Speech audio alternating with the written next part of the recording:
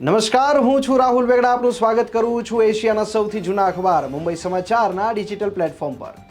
ચાલો જોઈએ આજની મુખ્ય હેડલાઇન્સ. ઝારખંડના પૂર્વ મુખ્યપ્રધાન હેમંત સોરેનને હાઈકોર્ટમાંથી જામીન મળ્યા. રાંચી રાજભવનમાંથી 31 જાન્યુઆરીએ તેમની ધરપકડ કરવામાં આવી હતી. નવા સંસદ ભવનમાં મળેલા સત્રની શરૂઆત જ હોબાળાથી થઈ. નીટનો મુદ્દો ઉઠાવતા રાહુલ ગાંધીનું માઇક બંધ કર્યાનો કોંગ્રેસનો આક્ષેપ. અસદુદ્દીન ઓવૈસીના ઘર પર થયેલા હુમલાથી સ્પીકર ઓમ બિરલા ચિંતિત. મુલાકાત લઈ તપાસના આદેશ આપ્યા. સંસદમાં નીટ વિરોધ પ્રદર્શન દરમિયાન કોંગ્રેસના સાંસદ ફૂલોદેવી નૌતમની તબિયત લથડી. મહારાષ્ટ્રમાં 25,000 કરોડના કથિત કૌભાંડમાં અજીત પવારનું નામ ઈડી અને પોલીસ કોર્ટમાં આમને સામને. શરદ પવાર જૂથના નેતા તેમજ વિધાનસભ્ય રોહિત પવારે કર્યો દાવો. વિધાનસભાની ચૂંટણીમાં મહાયુતિમાં અજીત પવારને ફક્ત 20 બેઠક ફાળવવામાં આવશે.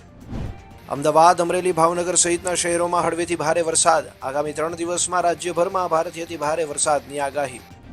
સુરેન્દ્રનગરમાં સરકારી અનાજનો જથ્થો વારોબાર વેચવાનું કૌભાંડ ઝડપાયું. ધ્રાંગધ્રા મામલતદાર સહિતની ટીમે તાલુકાના ભારત ગામે દરોડો પાડ્યો. ગુજરાતના વડોદરા અને રાજકોટમાં પણ હવે દોડશે મેટ્રો ટ્રેન.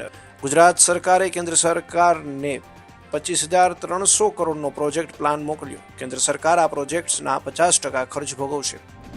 બંને ભારતીય ઓપનર શેફાલી વર્મા અને સ્મૃતિ માંધાનાએ ચેન્નઈમાં રમાયેલી એકમાત્ર ટેસ્ટમાં પ્રભાવશાળી શરૂઆત કરીને સદી પૂરી કરી. તો આ હતી આજની મુખ્ય હેડલાઇન્સ. વધુ સમાચાર અને મહત્વની અપડેટ્સ માટે જોતા રહો મુંબઈ સમાચારનું ડિજિટલ પ્લેટફોર્મ.